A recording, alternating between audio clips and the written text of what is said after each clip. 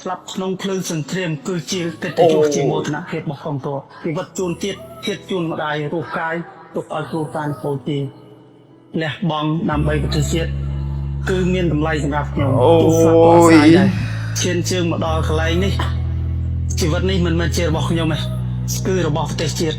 របស់បងប្អូនជាពលរដ្ឋក៏ប៉ុន្តែឥឡូវលោកពូគាត់បានពាក់លីដើម្បីជាតិអូខេខ្ញុំមក reaction bot វាដាក់បរិបទខ្មែរគិតថា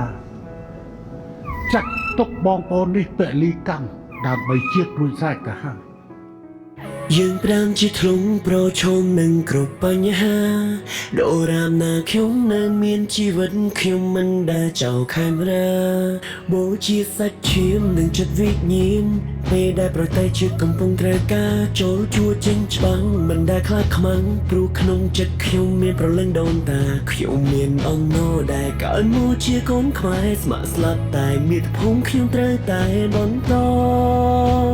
ខ្ញុំចូលនៅទីនេះការពារមិនរៀងរែងមិនថយក្រោយអូរៀងបរំខ្មែរអើយពេលនេះមិនដែលខ្លាយឡើយអរគុណដែលការពារឲ្យដល់នៃស្វត្ថភូមិមិនឲ្យបានបងហើយរួយនៅតែចង់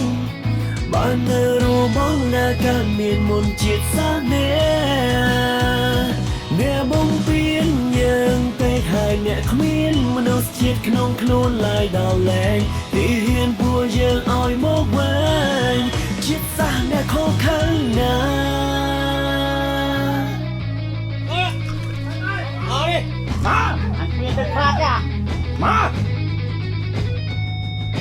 ខ្លួនជាចោតតែមកពាក់រោងជាមរឿងរ៉ាវមិនប៉ុណ្ណេះឯងព្យាយាមបងវៀងខំមកផ្លៃទៀតទៅទីទៀតអ្នកឯងនឹងបានពៀនលើកពៀនខាងហោះជាងគេនៅក្នុងតំបន់រូបភាពឯកសារទាំងអស់នេះ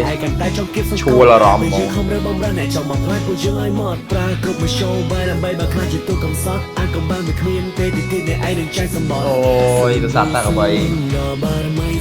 ឡូវតិចអស់ហើយណាពីជុំចិនដល់កងតោខ្មែរទាំងអស់ជ្រាអស់វា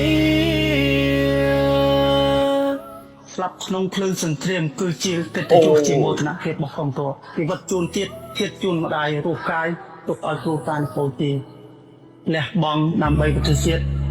គឺមានតម្លៃសម្រាប់ខ្ញុំទូស្លាប់ក៏ស្ដាយដែរឈានជើងមកដល់កន្លែងនេះជីវិតនេះមិនមែនជារបស់ខ្ញុំទេគឺរបស់ប្រទេសជាតិរបស់បងប្អូនជាពលរដ្ឋអូយបរំខ្មែរ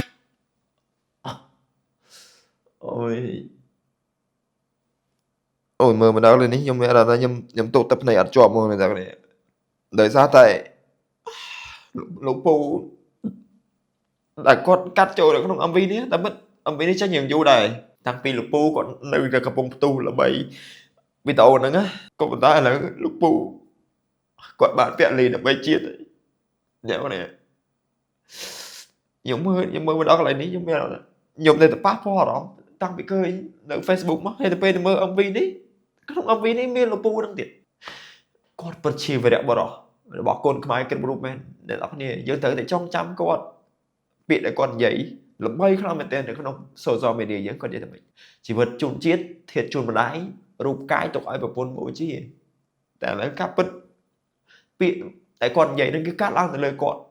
រន្ធត់ចិត្តខ្លាំងណាស់បងប្អូនអើយ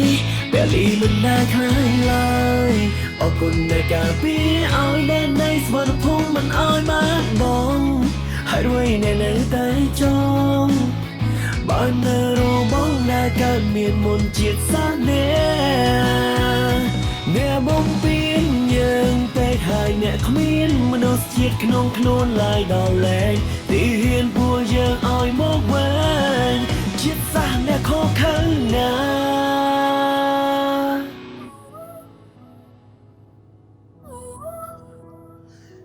អូយនៅតែអត់យល់នេះ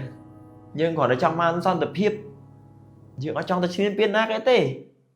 វាមិនដែលប្រទេសតូចជាងប្រជាជនតិចជាងទៅចង់ឈ្លានពានអាធំអីវាមិនត្រូវទៅហ្មងចង់បងជួយបញ្ចេញយោបល់ប្រាប់ផងថាយល់ឃើញយ៉ាងណាដែរចំពោះបទចម្រៀងមួយបទនេះហើយពិតជាសូមលើកមករៀបដៃដកគោរពទឹកចិត្តលោកពូវីរៈកងទ័ព ដែលលោកពូបានពាក់លីដើម្បីជាតិលោកពូពិតជាវីរបុរសរបស់កូនខ្មែរគ្រប់រូបពិតប្រាកដមែនហើយពួកខ្ញុំទាំងអស់គ្នា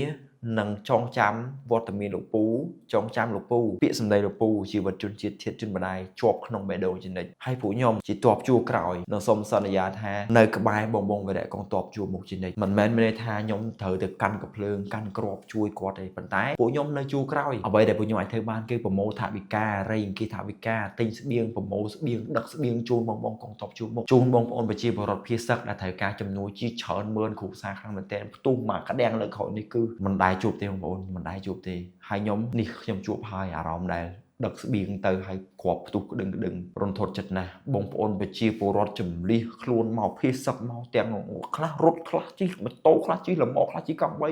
យអាណៃអត់ថោកខ្លាំងណាស់រូបភាពនេះអ្នកម្ដាយខ្លះគាត់សវាកូនមកតាមកូនតាមមកខ្លួនហ្នឹងសូម្បីតែកៅអៅរបស់កូនហ្នឹងក៏អត់មានទេណាស្រាតអកកមកយើងសង្វេគភ្នែកមែនតើយើងពិបាកមើលក្មេងៗគាត់ត្រូវមកឆ្លងកាត់រឿងទាំងអស់ហ្នឹងតែគាត់អត់ដឹងថាគាត់កំពុងតែផាត់ភ័យដូចគ្រួសាររបស់គាត់សឹងថាក្មេងគ្នាអត់ទៅនឹងអីទេតែគ្នាត្រូវឆ្លងកាត់ពេលវេលាគ្រួសារម៉ែឪបែកគ្នាឲ្យធ្វើសង្គ្រាមម៉ែត្រូវនាំកូនជំលះខ្លួនភៀសសឹកម្ដង2ដង3ដងយើងត្រូវការសន្តិភាពយើងចង់បានសន្តិភាពតែពួកអាចោលហ្នឹងវាអត់ស្រឡាញ់សន្តិភាពសោះវាឈ្លានពានយើងតែវាដើរតួកំសត់ថាយើងជាអ្នកបំពេញវាឈ្លានពានវាឈួតខ្ញុំថាណាប្រទេសតូចទៅឈ្លានពានប្រទេសធំប្រជាជនតិចជាងទៅឈ្លានពានប្រជាជនច្រើន Wow អញ្ចឹងសម្រាប់បងប្អូនដែលកំពុងតែឆក់បេះដូងជាមួយនឹង iPhone 17 series គឺមានឲ្យអាចមករកបាននៅគ្នាយើង VIP មានការធានាជូនមួយឆ្នាំតែម្ដងមិនថា iPhone Air iPhone 17ធម្មតា iPhone 17 Pro និង iPhone 17 Pro Max ហើយចំពោះកាដូតាមជូនវិញគឺមានដូចគ្នាទីថាចេញ iPhone 17 series iPhone series ផ្សេងៗលែងលក់អីមែនអត់ទេ iPhone iPad MacBook និង accessory ផ្សេងៗរបស់ក្រុមហ៊ុន Apple គឺមាននៅគ្នាយើងគ្រប់សាខាទាំងអស់ចង់បានអីវ៉ាន់ល្អតម្លៃសមរម្យអាចមករកបាននៅគ្នាយើង